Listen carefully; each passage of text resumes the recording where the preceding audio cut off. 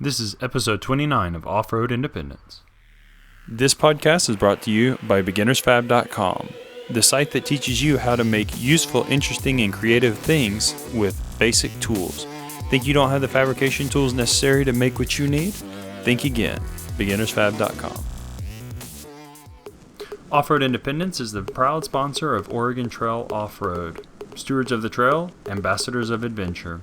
Don't know who they are? Stop by and check them out at OregonTrailOffroad.com. Not only that, but you'll be able to see their first 3 episodes of their web series, One Lane Road, and check them out as they continue to progress and organize themselves for their ultimate adventure. Not only that, but you'll be able to see on their site how you can help them out, and if nothing else, you'll just be able to hang out and enjoy the ride.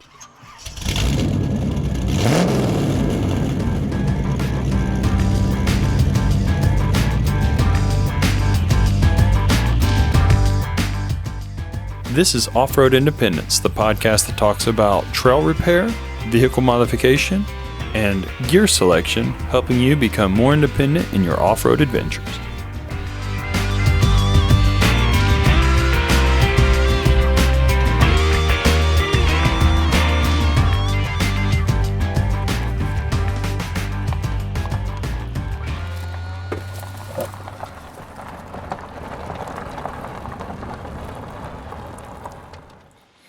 Hey everybody, and welcome back to Off-Road Independence. Today I have 3 guests. I thought I was going to have 2, but somebody snuck in on us. It's not a bad deal.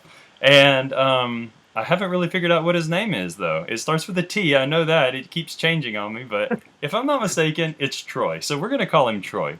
And he's part of the group that we're talking to today, which is OregonTrail Off-Road. We have Jason and Kobe with us as well. So we have 3 members of the team, and how many members are you guys actually?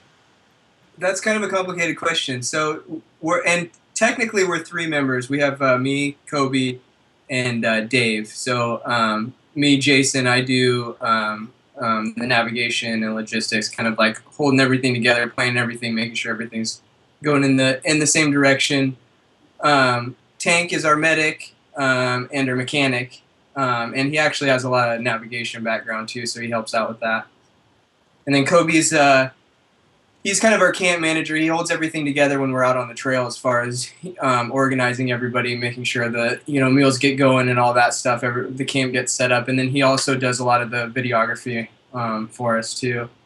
And then so those are the 3 like primary members, and then we have Steve Wilkie, and he is kind of a satellite member. He was actually moving to Australia, and so we're losing him for a year, but he's going to be back just in time for the big expedition. So he's a long time been with us since the very beginning, but just had this trip planned. So he's going to be in Australia for a year and then be back for the team. And then the newest one is Troy here, and he's our prospect. So he's trying us on for size, and we're trying him on for size, and making sure everything rolls well with the team.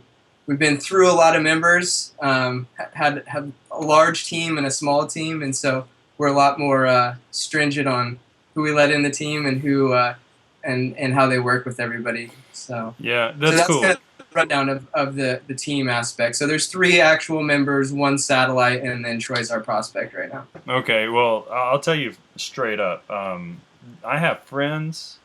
I have vacation friends. And I have those who I'll never go on vacation with friends. They're my friends. They're cool. But vacation-wise, no. And off-roading is vacation on steroids in a lot of ways. So especially if you guys are doing like an overlanding trip where it's multiple days or weeks or whatever, and you have to rely on each other to work together under pressure and stuff.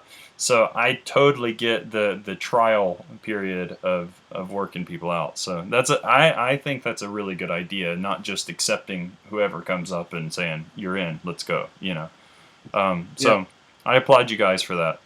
Oh, that all happened just by naturally, because just going through different growing pains and going through different members and stuff, we realized like like you said, I mean, when you're out there for 40 days, you really have to be able to rely on the person and like the person that's next to you, because it's a lot of time to be spending.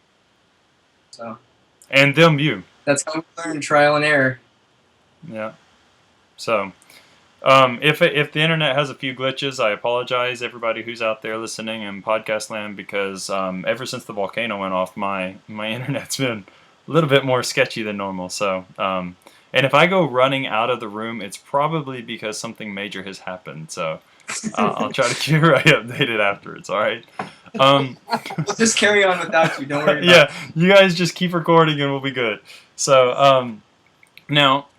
I was listening to Dan Cole's podcast, the 4x4 podcast. Me and Dan have spoken a number of times and stuff, so I really highly recommend that everybody who's listening to this show go check out Dan's show, because I don't remember what episode it was, but he had you guys on too. What episode was it? 93. 93? 93. Okay. Yeah. So Yeah, go just check check that it out. And there you guys talk a little bit about how you guys got into off-roading. Now, Jason, I understand that you were skipping school and hanging out and driving somebody's F-150, right? Yeah, that's how that's you right. got in? Yeah. Skipping Okay. school and driving the logging roads. All right. And Kobe, I know that you love Ford Rangers because that's what you know and that's what you've had, but I don't remember how you got into off-roading. My first pickup was a 93 Ranger. I don't know what lift it was. I didn't know crap about vehicles at the time. But I just took it mudding. And I've always been into camping and like just kind of in a weird way, just go as far out as you can in camping. So for me, that's how it started. I got a sweet rig. It was between that and the Tacoma, and I liked the Ranger a lot better. And I'm like, this is me. I'm never going to buy another kind of truck. Good. And that was Stick like- with what you like, man. Yeah, it was like 10 years ago. And then, just driving around, doing forest roads and hunting, whatever. And I always wanted like an avenue to go deeper with it. And at the time, life didn't permit it. And 2 years ago, Jay and me have been like really good friends since I was like 6 is when I met him. We were neighbors, and I was buying the Ranger I have now, and he's like, "Hey, this is what we're doing. You want in?" And I'm like, "Yep." Good. An So- enthusiastic attitude is very important for these kind of trips because it will wear on you. I mean, I've never done one that long. I don't really get to do as much off-roading as I'd like. But yeah, it takes its time. I've done long treks though, like trekking, and you just get like, okay, I'm kind of over this at some point. So you got to keep a good personality, good what is the word in English? Attitude about it. There you go. So Yeah, good attitude. Troy, how did you get into it? Well, I got into off-roading, and actually it's kind of funny because I did a switch from dirt bikes and quads to trucks. Probably about 10 years ago, 12 years ago, I used to race quads down in San Diego. Always were out in the desert, always up in the woods, cruising around on roads, racing around on tracks and stuff like that. And it was more of I want something that's a little bit more comfortable, something that I can go a little bit farther on, something that's not going to beat up my body. And then I started getting into a little bit of off-roading with a couple buddies of mine down there, and it just kind of took off from there. Okay, now I from what I've seen, Jason and Kobe, you guys do more like wooded trails, logging roads, that kind of stuff. So it's a lot of mudding and hill climbing, right? Is basically what you do. Yeah, the good thing about Oregon is we've got it all. Some of the old footage, the lost footage that we haven't actually made into any episodes is when the team was really new, we went and did the dunes. So there's the Oregon dunes. So we have I think the length of it is like 60 miles up the coast of dunes. So we have dunes. Where we are, yeah, you're right. It's primarily, wooded rainforest area. So we have a lot of trails, mountains to climb, hills, mud, exactly. But, towards the eastern part of the state, too, we have the high desert. So, the good part about Oregon is we've kind of got a lot of different terrain. So you never really get bored. If you get bored of one spot, you can kind of roll to somewhere else and do that. But, yeah, I mean, where we are is primarily right there in the Cascade Mountain Range.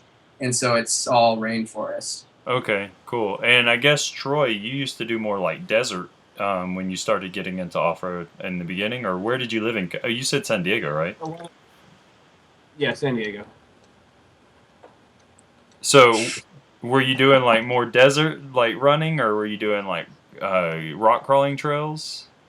More desert running, so more of like dunes type stuff. There's some, I did a little bit of rock crawling. Of course, wintertime, there's a whole lot more mud involved in it. Just the desert fills up with water, and it's just a big giant mud bog. So I kind of did a lot of it both. And being down in San Diego, you still got the mountains right there too. So I also did a lot of mountain trails as well. Okay, cool. And now, if I'm not mistaken, and you guys correct me if I'm wrong because I'm often wrong, and I know this.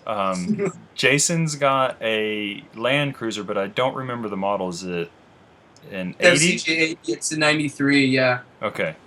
My friend here in Chile has an imported FJ80 with the 4.6 or 4.7. What is it? 4.5.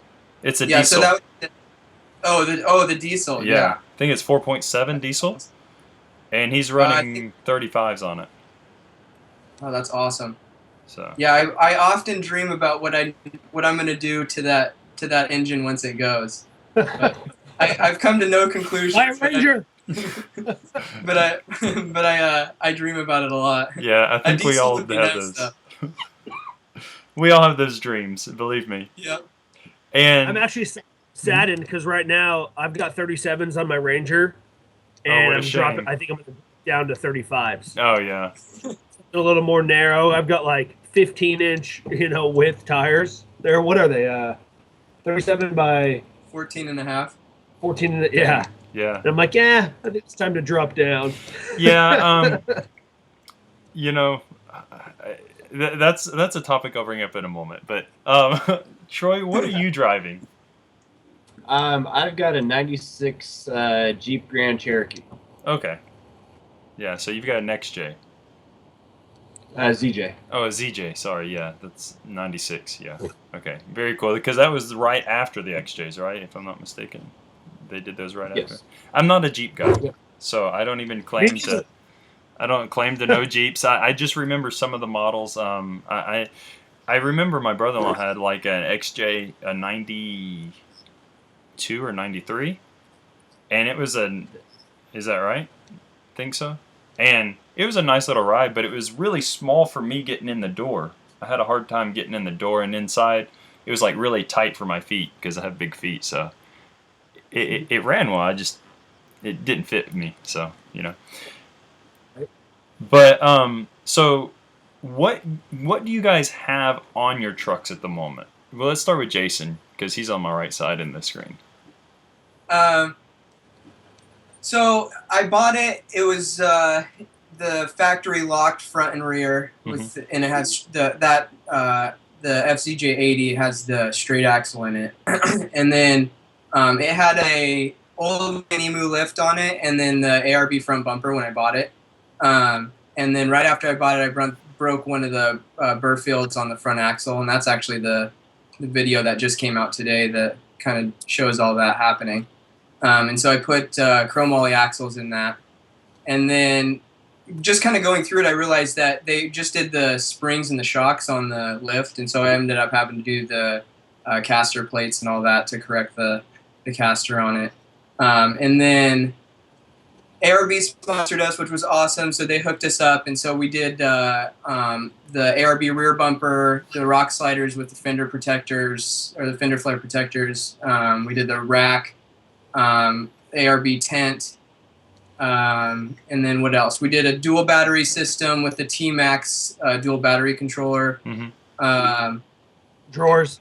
What's that? Oh yeah, I did some custom drawers in the rear, and then we put the inverter back there too. So we have a 2,000 watt inverter back there.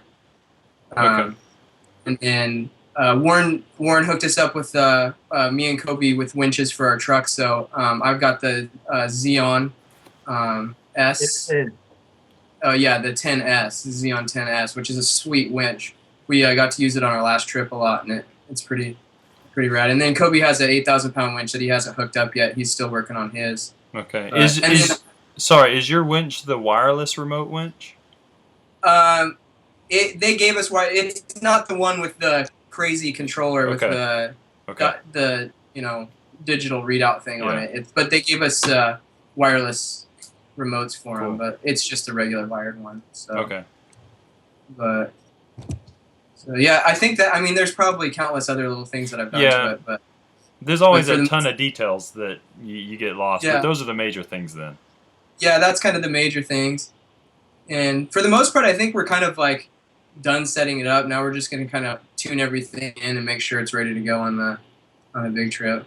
Okay. So, And your drawer system, is it still framed and like plywooded over, or is it plywood completely? no, it's or? all just plywood. So I'm a general contractor by trade, and I just, I wanted something drawers for the back, and so I was like, I'll just make it. So it was mostly made out of stuff I had laying around, plywood and stuff. I definitely would like to do it again, but it was just a plywood box, and then I carpeted everything.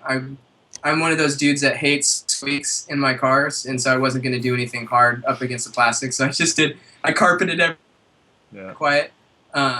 So, and then I also put a box where one of the middle seats goes, so there's a sleeping platform there too.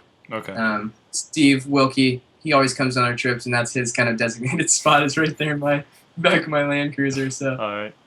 Now, did you use like the ball bearing roller for the sliders? I did 250-pound sliders. I just got them off, I think, Amazon. Okay. I was looking at the 500-pound ones. I just didn't think that was necessary. I mean, if I rebuilt them, I might go 500 just to beef them up a little bit. But, for the most part, I've got almost all my recovery gear in one side with some tools and stuff, and it slides out and it holds up just fine. So those 250 seem to hold up.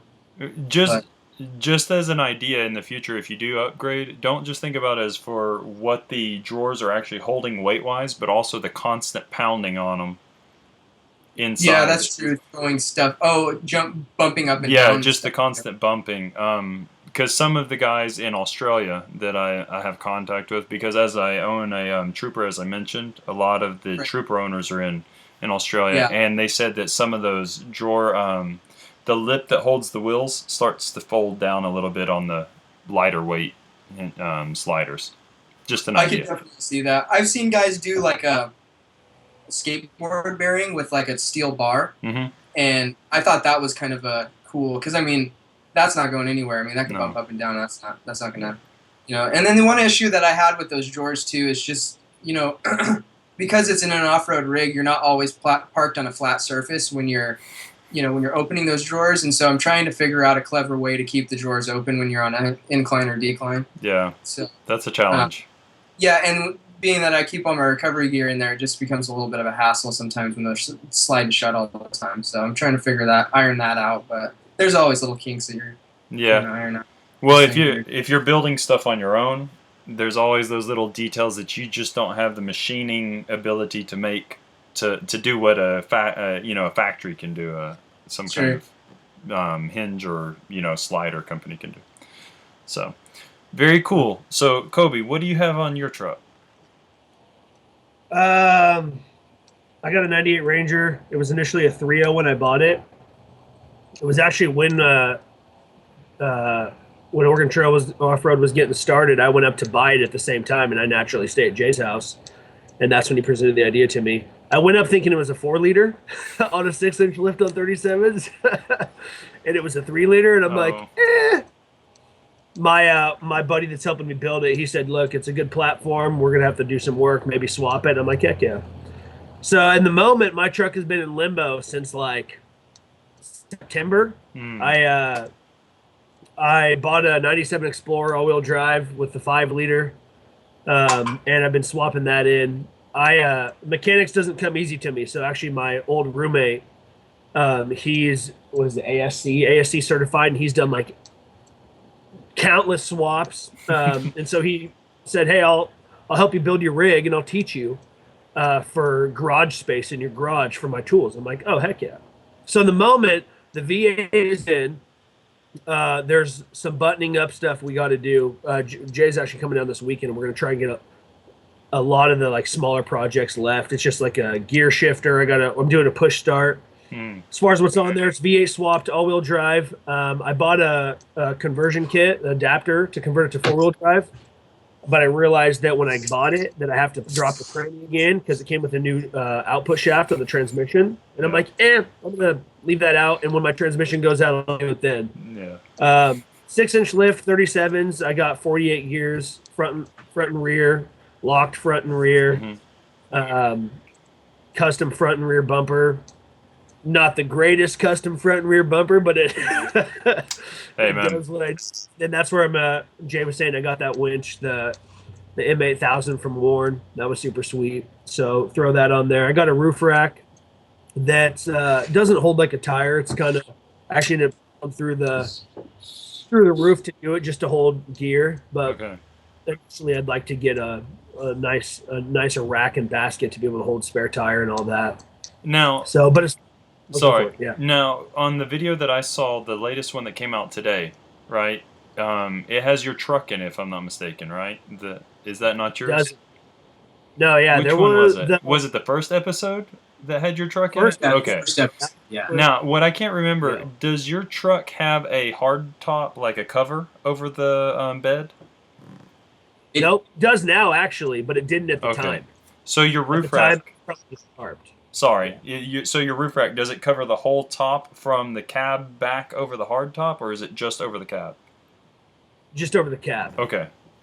It's just a little basket. It came off of it's a Yakima rack that I pulled off my dad's Suburban that my buddy, we parted out, and I had to kind of jimmy rig it. So I drilled through. It's 4 studs that come up, you know what I mean? I had to drill through the actual ceiling and clamp it in from the bottom. I'm like, it'll hold sleeping bags and stuff, and it looks sweet. Put some machine gun wrap because it's got these long bars that come out. Put some panel bond up there, and it'll seal it up, and it'll never leak if you do it right. So but you'll never get it off. But it'll never leak, and it'll never give you any problems. I think the next one I do, I'm gonna like buy one or just like have someone. Mine and Jason's friend Joel. He's a welder and he's phenomenal. So eventually I want to just pay him to like custom make me a really sweet rack and basket that I can hold like spare tire, because 35s or 37s, you know what I mean? Yeah. On the trip, I'm not going to have room for it in the bed because my truck's the hauler. No. So we're going to have like as much stuff as we can pack in that beast. We're going to we're going to get in there. Man, yeah, you have to too, especially for a 40-day trip. And everybody, I'm talking to the listeners now. Everybody will get into what they're doing. We're just getting to know each other and talk a little bit first. So if you're a little confused, go listen to Dan's podcast first. But we'll get into it here on Off-Road Independence as well. And what else do you have done to your truck, Kobe? Honestly, that's where it is right now. Kind of just in limbo. It's kind of like every month I'm like, oh, next month it'll be done. I've been saying that for a year and a half, man. Right, exactly. But we're there. It's crazy. Like we're literally almost there. Jay's coming down this weekend. Troy's my neighbor, and so we're gonna just try and knock out as much as we can to where all that's left is the Explorer came with the it's the automatic, and the shifter was on the steering column, and I didn't want the steering column because I had a manual. So now I got to go buy a full-on shifter, a gear shifter that actually can mount, and they're like $400. I'm like, all right, cool. I'll wait till that's like the last thing. So we're kind of like limbo, almost there. Yeah. And we talk about it all the time. I'm like, I'm ready for it to be done. And other than that, my truck. Here's the thing: I'm not so much into the look of my truck as far as keeping it nice. Like my truck it's like plasti dipped, or no, it's only primer. It looks like plasti dip. It's just black, flat black. We call it Black Dahlia after my favorite death metal band. But my truck's the beater. I'm like, I don't care how the body looks. I just want it to run to be able to do work. But it's been a project. Yeah. It's been like I've learned a lot doing it. And shout out to Johnny. Thank you, Johnny, for your help and everyone else. But it's a long time coming. So it's nearing the end. I can't wait to be able to start taking on some local trips before our August trip this year, starting to retrace some of the OregonTrail states. Yeah, cool, man. And Troy, what have you got done to yours? It's got a 2-inch lift. It's on 30s. Other than that, the only other thing I got on it right now is just a light bar. Okay, cool. Well, I'll be the first to tell you, like, here pricing is an issue in Chile because everything is 2 or 3 times more expensive than what you'd pay in the States, flat out. So, whatever you'd pay for a winch, it's going to be twice that cost, minimal here. Okay, I spent what was it, $240 on a high lift, because it's just what you get. Yeah, but Find a good buddy in the States to start shipping you stuff. Well, it's Right. the import taxing. It's the import Oh, taxing. yeah. They're really strict on it. So it's just, you just assume that that's what you're going to pay for. Yeah. So it's very common that guys have very slightly lifted vehicles here. For instance, my Trooper is about 2 inches lifted. I have 32-inch tires on it. Well, really, they're 265/75s, which is like 32 and a half or something like that. But it's that same idea, But the thing is, I've learned, because the mentality in the States is just over-equip your truck and go anywhere with it. But I've had to learn how to actually drive a four-wheel drive vehicle because of the limiting factors of my vehicle. I don't have the cash for 35s. Forget 35s. They're twice the price here, so Yeah. I'm not going to get that. And I drive the Trooper with finesse. I've learned how to make it work, So I think 30 inches on a 2-inch lift is a great platform because it can go a lot of places people don't think about. It just takes some effort with it. You know what I mean? So I applaud you, I think Troy. That's the biggest thing here in the States is we just think that the bigger the better. Yeah. But when you really realize, for what we do as far as overlanding goes, you don't need anything crazy. Good tires and lockers will pretty much get you 90% of the way that anywhere you want to go. So Yeah, and if you can't afford lockers or even a winch, which, if you get a winch, get a winch. I always suggest that you can get one, but it's like a good set of chains for your tires, and even a high lift and a set of chains for winching yourself out with a high lift. It's slow, but it works, Yeah. So it's not the end of the world. Sorry, what was that? Come along with chains as well. Yeah. My neighbor just the other night donated, actually last night, Jay, I forgot to tell you, a come along and a bunch of chains, and I'm like, sweet, thank you. Yeah. No, they're awesome. I saw a guy in Florida put up, he's an engineer, he put up one of the videos of a rope pulling out his S10, I think it was, or something like that, and he used 10 pulleys. He had like 2 miles of rope, but this like 60-year-old man just starts tugging and his truck just pulls out of a sand pit. It's like awesome. That's crazy. So you can do a lot of stuff without having all this equipment that people think are so important these days. So those are my favorite videos on YouTube. Is just clever recoveries. Yeah. There's that one where those it was some Arab country, I guess, and they were in the sand, and those guys came in with they had a strap, a bag, and then a small rope, and they just filled the bag with sand, tied the strap around it, put that rope around their tire, and just reversed themselves right out of the hole that they were in. Yeah, like, oh, that's awesome. Pretty ingenious. Yeah, I've seen a number of those. No, gotta work with what you got. So the Russian guys are good at it too. They're always finding a way to use a log. They love their logs, and they like pry cars out of anything with a log, man. So yeah, the leverage goes a long way. Yeah, it's true. It's true. I always say to people, be careful about high lifts. They are very dangerous if not used with a lot of safety and precaution. But yeah, they're great tools for off-roading. So sure. Yeah. Are you guys going to put any rock sliders or side protection on your vehicles before you go on the trip? So I have on mine. So I've got the ARB rock sliders / fender flare protector thing. Oh, yeah, because it's the rails that run. And everybody I talked to said those are the first things to go is those fender flares. So I was like, well, I might as well invest in those because they're the only ones that I've seen that protect the fender flares, at least on the front. So, Yeah. But I've noticed I get a lot more bold now that I've got some more armor on the truck. But Yeah. I'm sure Kobe. I don't know. Do you have sliders on yours? I can't remember. Nope. We'll build some. Yeah, welding is easy, man. It just takes practice, I was told by I worked in a body shop for a while, and I do metal work. I do very crude metal work here because a MIG welder is really expensive. I do everything with arc welding, but I fabricate stuff for people all the time: bumpers, rock sliders, all kinds of stuff. And it just takes practice. Any monkey, I was told, can weld if you use a MIG welder. So just, it's just learning the settings and then learning a rhythm. don't hate me, people online. I'm not trying to say MIG welding is easy. It just takes practice, though. You can do it. So Yeah. you know, just use the That's on my right grade bucket- material. Yeah, for sure. That's on my list of welding is one medium that I've never learned, so that's going to be definitely a must-have on my list of things to learn. Yeah. No, it's a good. Well, honestly, where I go out here, there's a lot of places without any cell signal at all, and it's usually me and my wife a lot of times where we go.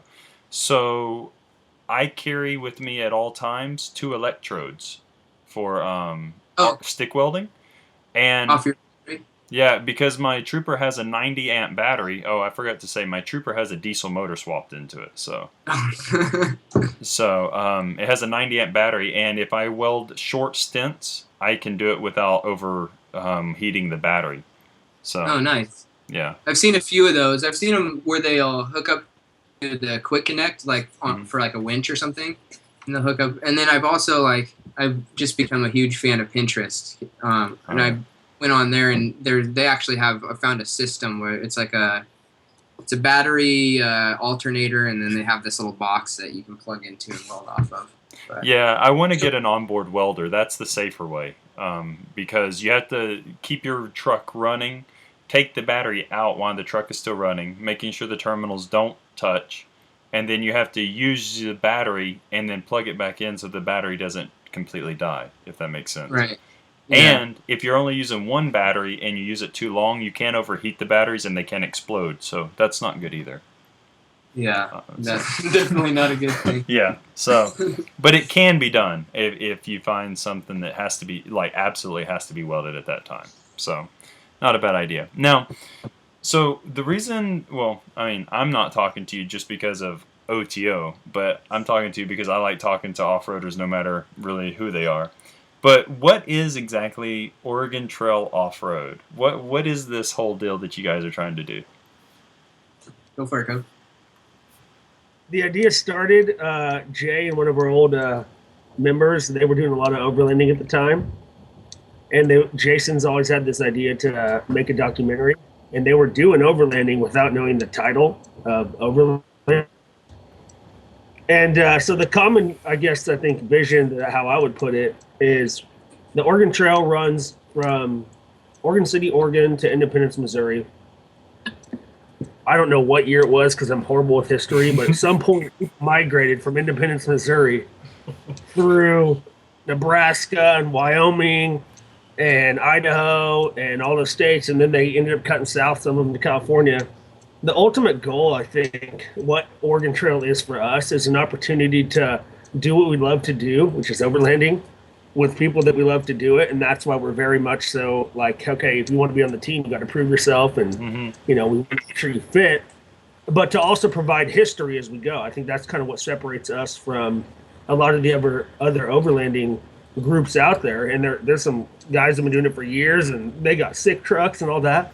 Is providing history. We're all in one way or another very into why are we what's the significance of Bohemian Mountain, a place that you're going to see on one of the next episodes that gets released, and providing that as just kind of knowledge is good. You know what I mean? The more knowledge you have, the better you are, if you would, in life. And I have zero. I'm just saying that before. I got a lot of talk about chewing tobacco, and that's about it. But it's a way for us to come together. Like I said, me and Jay have been pretty much best friends, and I'm the oldest of 8 kids. He's my older brother since I was 6, so 26 years, 23 years, I don't know. And to get out there and we're enjoying what we're doing, and to bring, that's why we document everything, is so that way people.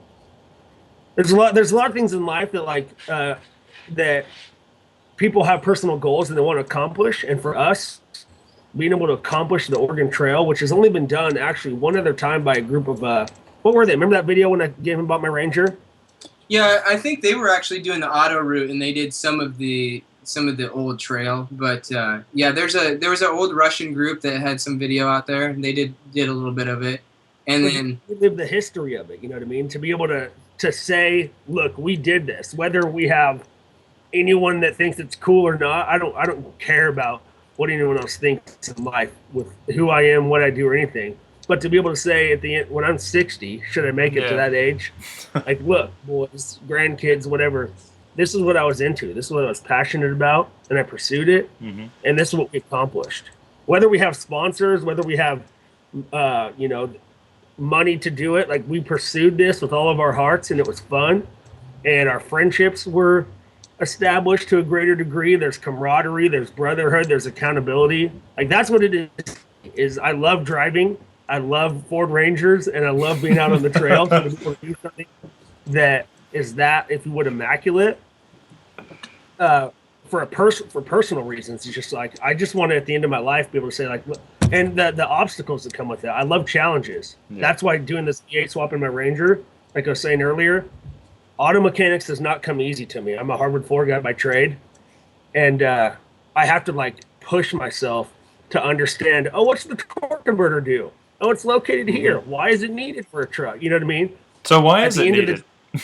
No, we're not going to get into it. Hey, you answer that one for me.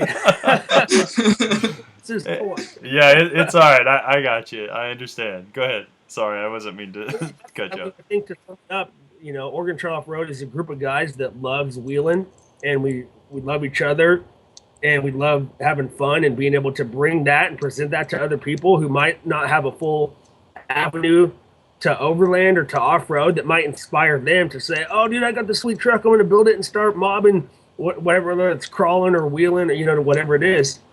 That's what it is to me. And the most important thing is to me, like, really, I love who I'm doing it with. Yeah. Like I say, Troy's one of my good friends now. I love Wilkie, Tank. I love getting out there. I love being in creation, just driving and the cool places you see and coming across the awesome pieces of history that you just go, holy cow, they did this in wagons. Yeah. Look how far we've come. We're in Rangers, hopefully, everybody. That was the goal at one point, was to get everybody to have Rangers, but it didn't work out. So actually, there was a point where we were all like, Kobe had everybody, and we were like, okay, let's do this. We'll all do a Ranger. Like, because the funny thing is at the time, we all had Rangers. None of us really, like, besides Kobe, were into them, but like I had a four-cylinder, two-wheel drive, like, Ranger, just because it was economical and it was cheap, and we all ended up having these Rangers. So we're like, well, let's do Rangers, and then who knows what happened. I'm telling you, like, the renditions of the vehicles that we've wanted and had has been so many, and it's constantly moving and changing. But yeah, I mean, personally here, I'd love to have a nice Land Cruiser, but Land Cruisers, once again, unless they're just old Land Cruisers, they're pretty expensive. They have some Nissan Patrols here too, which are really nice. Oh yeah, that's pretty sweet. But they all bring a problem of being import rigs, because like my Trooper is basically an import rig here, and also my Daihatsu. And I went to get tie rod ends, the 4, 2 inner, 2 outer for my Daihatsu, and they wanted $800 for the 4. Whoa! Holy! Yeah, so that's a lot of. Yeah, it's expensive to off-road in Chile. Yeah. The most common vehicles here are Samurais, and they run great. They work good. They're cheap to repair. They're good. But it's like anything outside of that, it's pretty expensive. So yeah, that's crazy. But yeah, cool, man. I'm really glad that you guys are so passionate about what you're trying to do. I do have a question though, and I don't want it to sound wrong because I don't mean it in any way. So, Troy, when I ask you this question, don't take it the wrong way. But like, what drew you to OregonTrail Off-Road? Because I mean, like, Kobe and Jason were friends, and that's cool. I understand. And with friends, once again, no offense intended, one can influence another. Because you have that friendship, you trust each other. Hey, this would be a good idea. Okay, cool. You know what I mean? But like. Yeah. You coming from the outside, let's say, what is it that drew you into this? It's actually funny because how long have I lived next door to you now? A year and a half. No, it's been longer than that. No, I moved in January 2014. Okay, so I've lived next door to Kobe for a year and a half, and probably the first 6 months that he lived next door to me, I didn't know who he was. He was a jerk. He didn't talk to me. I never talked to him. I never saw him. If he was outside, I'd, the nice neighbor say, hey, how's it going? Stuff like that. Typical American. Sorry. I had been looking for, a kind of a group of guys that I can go out and, and go, four-wheeling with, whether it was, OregonTrail off-road, or it was, a couple other guys that I knew, or, or whatever the situation was. And then I actually started talking to Kobe more often. I'd come out, have a couple drinks with him at night, have a little so you bonfire. wanted to use Kobe. That's why you started talking to him. I got it. Okay. And I started to get to know Kobe more, and then I kind of, He fell in love with me. Okay, he's got this big, huge lifted Ranger. Okay, well, what does he do with that Ranger? Is he just one of those typical guys that's got this big lifted truck that all he does is drive it on the pavement, or does he actually use it off-road? Mm-hmm. So I started talking to Kobe more, and he started telling me more and more about OregonTrail off-road, and it became almost like a weekly thing of, hey, Kobe, what do I got to do to be able to join the group? For like the last year, he's been asking that. So I basically for about a week for the last year, I've been bugging him. Hey, Kobe, what do I got to do? What do I got to do? And then to where we had the spring trip this past spring, and I was able to go on it. And I said, hey, Kobe, I want to go on this trip. I want to go with you guys. I want to see what you guys are about. Kind of get to meet some of the other guys that you go with, and it's something that I'm passionate about, something that I like to do, and obviously it sounds like you guys like to do it as well. What do I got to go? So I did what I had to do to go, and yep, now I'm hooked up with them. Cool, man. Cool. And don't get me wrong, I was just messing with you. I'm slightly sarcastic, ironic, whatever you want to call it. So don't take anything I say the wrong way. But cool. No, yeah, it's funny. Everybody seems to have come at it their own way. I mean, the weirdest one is Tank, David, and none of us. I mean, he has no ties, so we were just. I mean, we've always been like on the forums, Expedition Portal, and the one up here is Pacific Northwest Backroad Adventures, but we've always been on there saying, hey, like from the very get-go, we're like, hey, this is a crazy idea we have. Is this nuts or what? Does anybody have any information? And through one of those, Tank reached out to us and was just like, hey, I live in the same city. And so I'm in my head, I'm thinking he was kind of like giving me the rundown on what his expedition vehicle was. And I was thinking, okay, he's got this rig that's, he's got a Jeep that has an expedition trailer. It's all set up. Okay. And I was like, okay, well, it's a 30 to 40 day expedition. Kind of filled him in the details. Yeah, no problem. I got that. I was like, okay.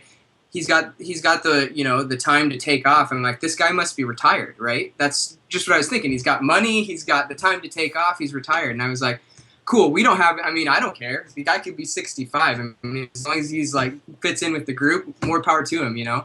So he ended up being our age, and it just so happened. But he would just like kind of reached out of the blue off of one of these forums and was like, hey, I've got this crazy passion for the Oregon Trail, and he was the one that like. I mean, he's brought a lot of the history of the Oregon Trail into it too, because he was doing it on his own before we were ever even a thought. Okay. And so he's done a lot of the trail, and so he kind of was like, I never thought about doing a documentary. I never thought there'd be a group of guys interested in the same thing. So he kind of reached out to us, and he was probably the most like organic of anybody. Just kind of no friends, no attachments, just kind of reached out to us. And so, I mean, he kind of went through the same thing that Troy's going through now. It was like, takes a certain level of commitment. I mean, a 40-day expedition isn't something that you just slap together and go on. No. It takes a lot of work. And, that's the thing that the common denominator between most people is it's too much work for most people. Most people have got families and things to do, and which is completely understandable. But, when people have a level of passion like Tank or, Troy, and that they really want to, it's those kind of people that kind of, seek us out. And that's what we're looking for is those, passionate people. But everybody kind of came through it their own way. So who are you guys sponsors for the Oregon Trail Off-Road? So Warren, ARB, Max Tracks, and then GSI Outdoors. Okay. So they've all, in one way or another, helped us out, mostly, discounts and just helping us out that way. Nice. There's a lot of stuff that we need, and a lot of gear for the the team in general that we needed. So every little bit helps. So we're always hustling, trying to find any help where we can get it. So Yeah. we're 5 dudes with families just trying to make this thing happen. So It's hard. It's expensive too. I mean, even in the States, it's expensive. So I can understand. yeah, and we had no idea. I mean, because really, overlanding to us was a newer thing at the time. We'd all kind of grown up hunting or driving the back roads, but like the whole expedition thing was kind of new to us. So I mean, and it still is. We're learning, as we go.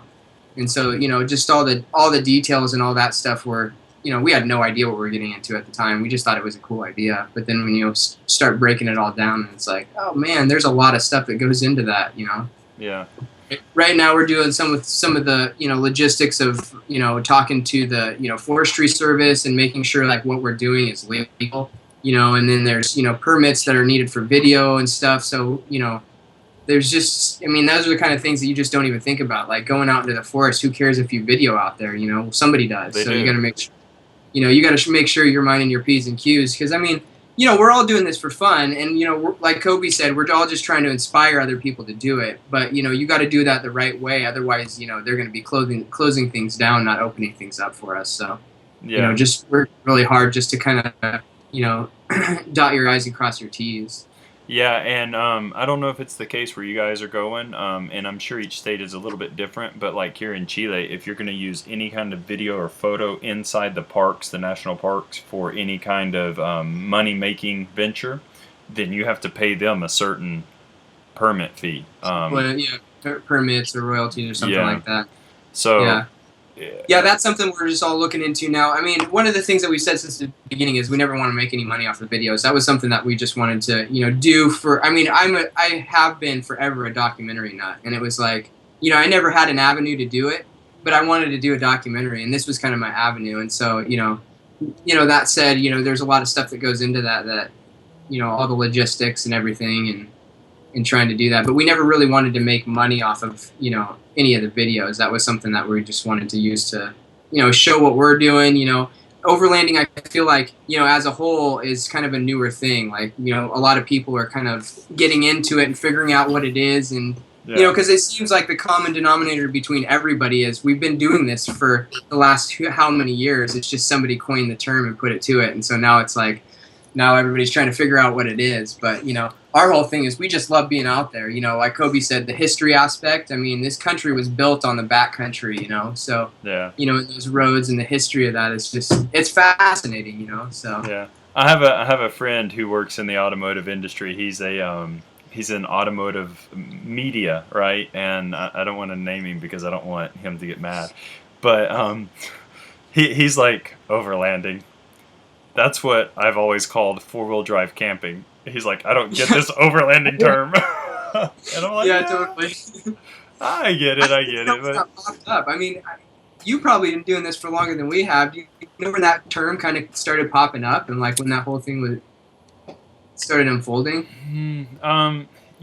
It seems that when it started really getting big was maybe like 2005. Maybe Gotcha. something around that. The truth is that it's popped up here and there for a while, because even people who do they call it overlanding too, but they run across countries, Right. or do large super long trekking where they actually trek through countries. A lot Sure. of them used to call it overlanding before it became more common with vehicles. In Europe, it was called expedition before it was called overlanding. So, well, overlanding is an old term too, because I've ran into it with history of the OregonTrail and stuff. It's like a term that they used to use. Just any crossing of any territory over the land, it was called overland, basically. Yeah. I'm not real sure the year. I'm saying around 2005. It seems like it started becoming more popular as a trend. I don't mean to make it sound bad, but it became more trendier. So maybe 2007. Yeah. So I mean, Expedition Portal and all them, they've been using it for a while too. So Sure. Yeah. Well, I know the Australian guys, they've been doing it for Yeah, ever. but they just call it outback camping. I mean, they do. Right. They're just like Yeah. or 4-wheel driving. It's funny because they don't ever say 4-wheeling. It's always 4-wheel driving. You know, we're gonna go out 4-wheel driving today. I'm like, you could go 4-wheeling or wheeling or mudding. No, we're going 4-wheel driving today. Okay, cool. Sounds so proper. Yeah, well, has that English influence to them in that sense. So. Yeah, But totally. so, do you guys have? You said that pretty much the rigs are ready, right? But do you Mine guys is. have anything that are left? I mean, well, So- I know Kobe's has got to get the motor and the slight aspect of getting the motor actually installed completely and running, but that's no big deal. Yeah. Well, no, one thing that we've said since the beginning is, since the expedition was so far off that we never really we have the trucks that we wanted to bring, which was, Kobe's and mine, but, we're not, setting in stone any vehicles that are going because we don't know what's going to happen by the time we leave for our expedition. Who knows? We could have a rollover, a blown engine, or whatever at that time. So, we have, Kobe's rig, my rig. Like we mentioned before, Tank has a 2008 Jeep. I'm not a Jeep guy. He's going to kill me. TJ? I don't remember what it is. Anyways, it's a Wrangler. And he's... It's just a Wrangler. Yeah. He's got an expedition trailer, so he's got his that's ready to go too. And then, of course, Troy has a rig as well. So, we have rigs in the hopper if we need be, but, we're looking at Kobe's. Kobe's is the one that needs the most work. Mine's pretty close to being done. We're constantly trying to iron out our camp kitchen, and that was kind of one of the things that we were waiting for Kobe's truck to get done, and we're going to try to, iron out how to, mount a camp kitchen. We're working with Overland Research. They're kind of a newer Overland outfitter. And they're doing some R&D on a camp kitchen. It's like a stove with a burner and a sink and unit. And so we're kind of working together with them to try to iron out to see if that's a system that'll work for us. Okay. But the two main things that we've been talking about for the last few months with the team is just the camp kitchen and the sleeping arrangements. Those are the two areas that we're we've work to do in those areas. But oh, come on, man. Do it the original Overland style. Sleep outside under the rig. There you go. That's the way Kobe likes to do it. Yeah. Under the stars. Yeah. Well, I'll tell you this. In the early 70s, my parents drove for the U.S. Mail. They drove big rigs together as a couple, and they slept under the trailers in the first few years because they didn't have any trucks with the sleepers. So oh yeah, that's they just awesome. pull over and sleep on the side of the road under the trailer. Can't really do that these days. Not so safe, but yeah, not so much. Yeah. Okay, so to wrap up, because we've been doing this for a little while, and I don't want you guys to get too bored with me. So, what are you guys' next step, and what do you need? Like, is there anything that people can help you out with? Can I help get the word out for you guys to get anything? Yeah, the biggest thing is just getting the word out. Like Kobe said, we're just trying to inspire other people to do what we do and just to, chase their dreams and get outside, So, getting the word out is the main thing. Anything, that's the biggest help. Anybody that's, wants to, we have the $1 for 1 mile campaign that we're doing. So we have a GoFundMe, and we've broken it down. So pretty much, as far as fuel goes, $1 gets us 1 mile. So when calculating fuel costs on the trail and stuff like that. So, if you want to, you can donate that way. The trip's going to cost us probably somewhere around $15,000 in total with, fuel and, gear and all that stuff. So if you want to help us out that way, GoFundMe. Otherwise, just hop on our, Instagram, Facebook, YouTube, watch our videos, just get inspired and get out there and do it responsibly too. Because, we want to keep doing this. Very cool. Don't forget to send me those links, by the way, so that I can have them and put them up. I'll put them up on the post and everything for this so that you guys get that stuff. Now, Troy, before I go, because you've probably said the least, and I'm curious, do you have any plans for your rig before? I know that is it staying or is it going on the trip? It's not going on the big expedition. Okay. it goes on our little trips. Like we've got the 10-day trip coming up this August. It'll go on those trips. The only way it would go on the big expedition would be, worst case scenario, if something happens to Jay's and something happens to Kobe's trucks where they're not able to go, then we would take, tanks and mine. The only thing that I really have planned for mine is, I got a pretty good platform on it right now. Like I said, it's got that 2-inch lift on the 30s. I might switch it up to 31s and go with a little bit more meatier tires on it. Mm-hmm. It will probably have lockers in it. Probably within the next 6 months, I'll have. I'm planning on actually putting ARB air lockers front and rear in it. I'll have a snorkel on it. I'll have a winch on it, and then I'll have a rooftop with a rooftop tent as well. Okay, cool. Yeah. And that's about the most I want to do to it. Yeah. And this is just for a Ranger.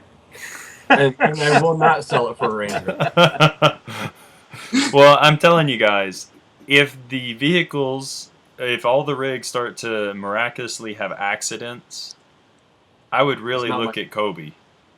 He's probably the cause. I'm just saying. I am the prankster. Yeah, he is the prankster. Oh, that's no. for sure. Yeah, well, better make sure that guys can handle the pranks then, because 40 days of pranking can get old. Oh my gosh, I'm gonna have to up my repertoire of pranks. I think for that trip for sure. Yeah, in the middle of the mountain accident. Oh yeah, and if anybody's going to the Northwest Overland Rally, we'll be there. We're gonna have a booth out there too, so come say hi. Okay. So. Yeah. And when is that? Yeah. That's June 25th through the 28th in Plain, Washington. Okay, so I've got to get this out before then. Good, that's good to know. I reduced my output of the podcast to around once a month now because life. Oh yeah. It gets in the way. So no. And like you guys, I do this pure out of fun. I don't make any money whatsoever on this. In fact, I spend a lot of money on this, but don't make a dime. So you know how it goes.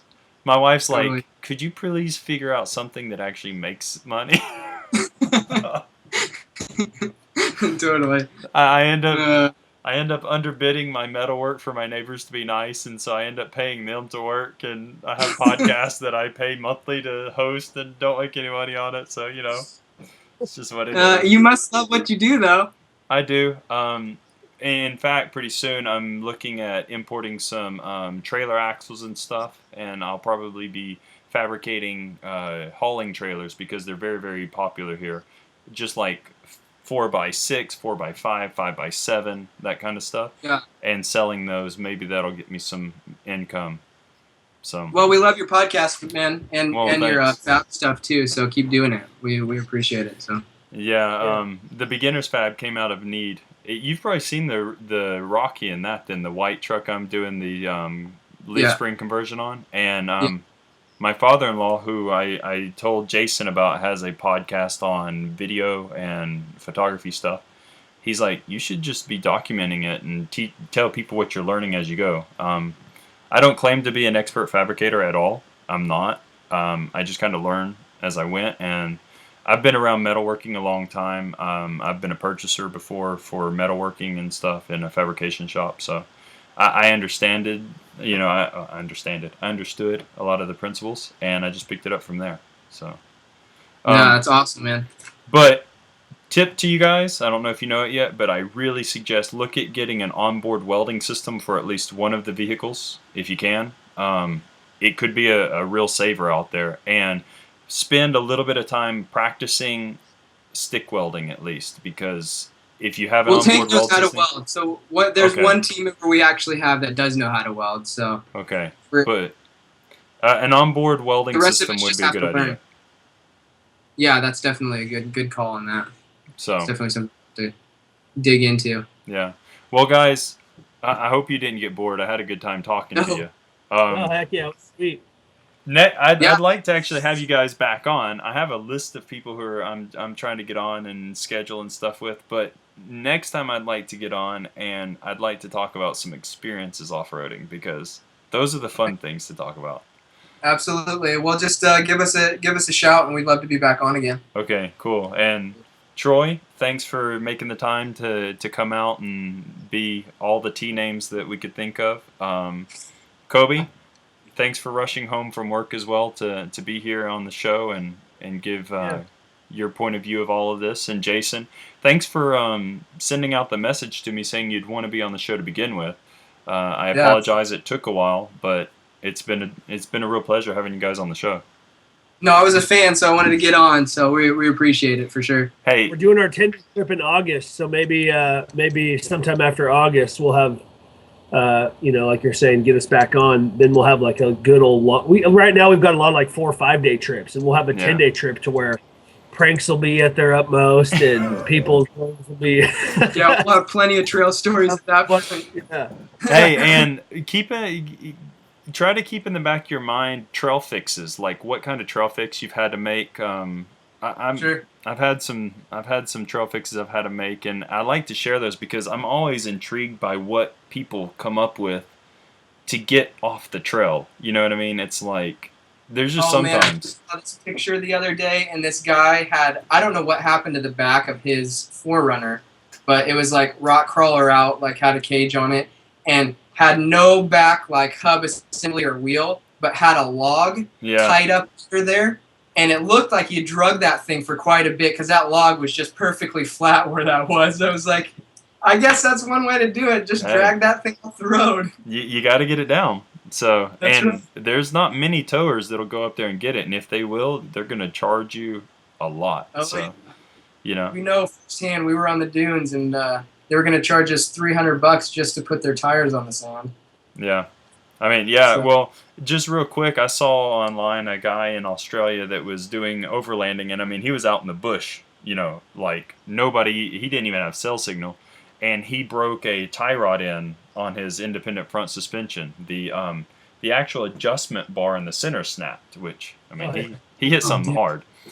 And so what he did was he took like a 22 millimeter wrench, more or less, because it was about the same length as his tie rod system was originally. And he used the same tie rod ends and used them as bolts just to hold the wrench in place, if that makes sense. That's genius. He drove a few 100 kilometers that way. That's awesome. So crazy. Yeah, I mean, great fix on the trail, but you have to think of it, Yeah, totally. You got to be ingenious when you're out there. Yeah, that's the thing.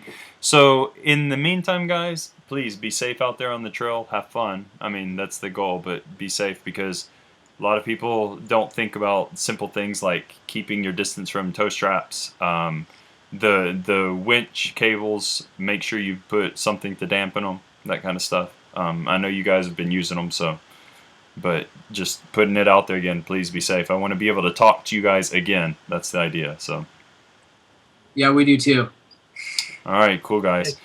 Well, it was good having you on, and we'll talk to you guys later. I want to thank everybody for stopping by and checking out the show, the podcast episode this week. Also, I want to encourage you all to stop by ericmcgrew.tv and offroadindependence.com. Check out what we've got going on over there, and also check out the shirts and the stickers I've got for sale through Zazzle. Any support you can give would be appreciated, and don't forget to look at all my videos and stuff I've got through these sites as well. So till next time, have fun out there and be safe wheeling.